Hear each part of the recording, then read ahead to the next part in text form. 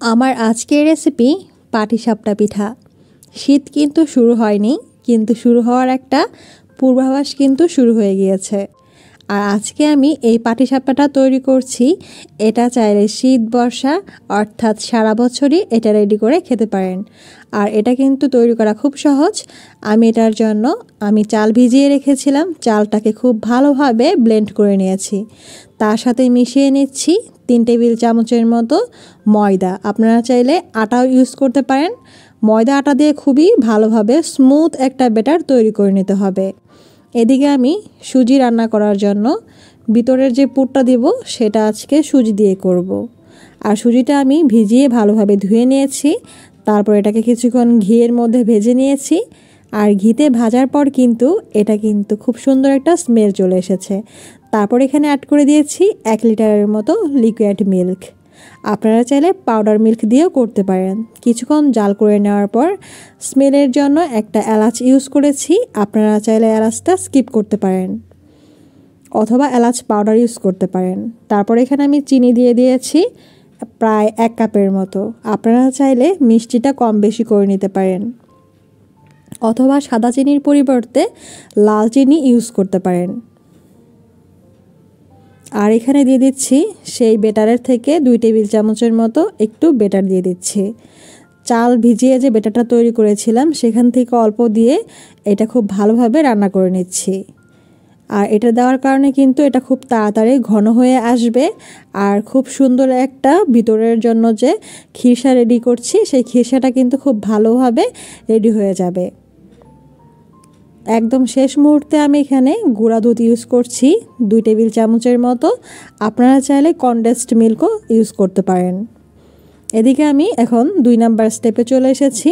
পাটিসাপটা রুটি তৈরি করার জন্য এখানে নিয়ে নিয়েছি 1 কাপের মতো লিকুইড মিল্ক, আর দিয়েছি 3 টেবিল চামচের মতো চিনি, আর দিয়েছি স্বাদ মতো লবণ। আর সেই স্মুথ ব্যাটারটা তৈরি করে রেখেছিলাম চাল এবং ময়দা দিয়ে, সেই স্মুথ ব্যাটারটা এখানে ইউজ করছি। ব্যাটারটা কিন্তু এত বেশি স্মুথ হয়েছে, এটা দিয়ে চাইলে আপনারা যে কোনো পিঠা তৈরি করতে পারেন অনায়াসে। এখন আমি সবগুলো ইনগ্রিডিয়েন্টস খুব ভালোভাবে মিশিয়ে নিচ্ছি। আর খুব ভালোভাবে এই কাজটা করতে হবে যাতে চিনিটা খুব ভালোভাবে মিশে যায়। সেজন্য খুব টাইম নিয়ে একটু সময় সাপেক্ষ ব্যাপার, কিন্তু এটা খুব সুন্দর একটা লিকুইড ব্যাটার তৈরি হওয়ার জন্য রেডি হয়ে যাবে কিছুক্ষণ এটা মুভমেন্ট করার কারণেই। তারপর আমি চলে যাচ্ছি পিঠা তৈরি করার জন্য একটা ননস্টিক প্যান নিয়েছি। আর খুব বেশি কিন্তু এটা তাপ দেওয়ার প্রয়োজন নেই। সামান্য তেল দিয়ে ব্রাশ করে নিয়েছি, একটা টিস্যুর সাহায্যে মুছে নিয়েছি।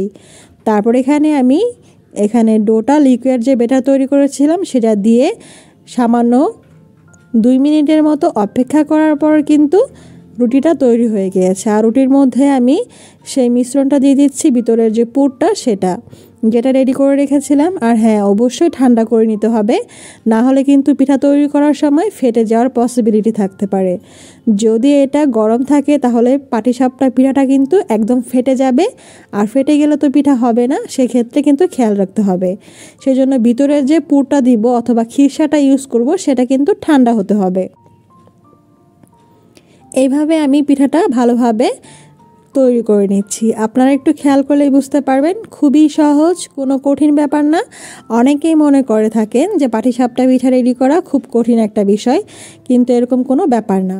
এর মধ্যে আমি যারা বুঝতে পারেননি তাদের বোঝার সুবিধার্থে আমি আরও কিছু পিঠা রেডি করছি। আপনারা জাস্ট খেয়াল করলেই কিন্তু বুঝতে পারবেন। আর পাটিসাপটা রুটি তৈরি করার জন্য যে ইনগ্রিডিয়েন্টস ইউজ করেছি সেটার কোয়ান্টিটিটা আবারও একটু বলে দিচ্ছি। আমি চাল নিয়েছি 1 কাপের মতো। এখানে 1 কাপের চালের সাথে আমি দিয়েছি 3 টেবিল চামচের মতো ময়দা, অথবা চাইলে আপনারা আটা ইউজ করতে পারেন। আর সেখানে কিন্তু অন্য কিছু ইউজ করার প্রয়োজন নেই, খুব ভালোভাবে ব্লেন্ড করে নিতে হবে। এই কাজটাই করতে হবে, একটু সময় নিয়ে বারবার ব্লেন্ডটা করে নিতে হবে। 2-3 বার স্টেপ বাই স্টেপ ব্লেন্ড করে নিলেই কিন্তু খুব সুন্দর একটা স্মুথ ব্যাটার তৈরি হয়ে যাবে। আর তারপর যে ইউজ করেছি সেটা তো বলেই দিয়েছি। দুধ দিয়েছি লিকুইড মিল্ক যেটা, সেটা 1 কাপের মতো, চিনি স্বাদ মতো, লবণ স্বাদ মতো, আর হচ্ছে সেই লিকুইড মিল্ক। আশা করছি আজকের এই ছটপট পিঠা রেসিপিটা আপনাদের ভালো লেগেছে। পিঠা তৈরি করা কিন্তু কোনো কঠিন ব্যাপার না, একটু সময় দিলেই খুব ইজিলি কিন্তু তৈরি হয়ে যাবে। আর কোয়ান্টিটি আর ইনগ্রিডিয়েন্টসের পরিমাণ যদি সব কিছু পারফেক্টলি দিতে পারেন, পিঠা রেডি করা কোনো ব্যাপার না। আশা করছি আপনারাও খুব সহজেই এভাবে পাটিসাপটা পিঠা রেডি করতে পারবেন। সুজি দিয়ে তৈরি করা খিরসার এই পাটিসাপটাটা কিন্তু খেতে ভীষণ মজা। যদি কখনো খেয়ে না থাকেন, বাসায় একবার এইভাবে ট্রাই করে দেখুন। ট্রাস্ট মি, এটা অনেক বেশি সুস্বাদু হয়। অন্যান্য পাটিসাপটা থেকে কিন্তু এই পাটিসাপটার টেস্টটা আমার কাছে বেশি ভালো লেগেছে। আপনারা চাইলে চিনির পরিবর্তে গুড় দিয়েও এই কাজটা করতে পারেন।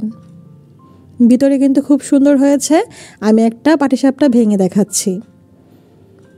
খিরসা দিয়ে একদম ভরপুর পাটিসাপটা পিঠা, খেতে ভীষণ মজা। আশা করছি আজকের রেসিপিটি আপনারা উপভোগ করেছেন। ভালো লাগলে আমার চ্যানেলটি সাবস্ক্রাইব করুন। এরকম নতুন নতুন রেসিপি পাওয়ার জন্য বেল আইকনে ক্লিক করে রাখুন, তাতে করে নোটিফিকেশন পেয়ে যাবেন সবার আগে। আজকে এখানেই বিদায় নিচ্ছি, দেখা হবে নতুন কোনো রেসিপির সাথে। আল্লাহ হাফেজ।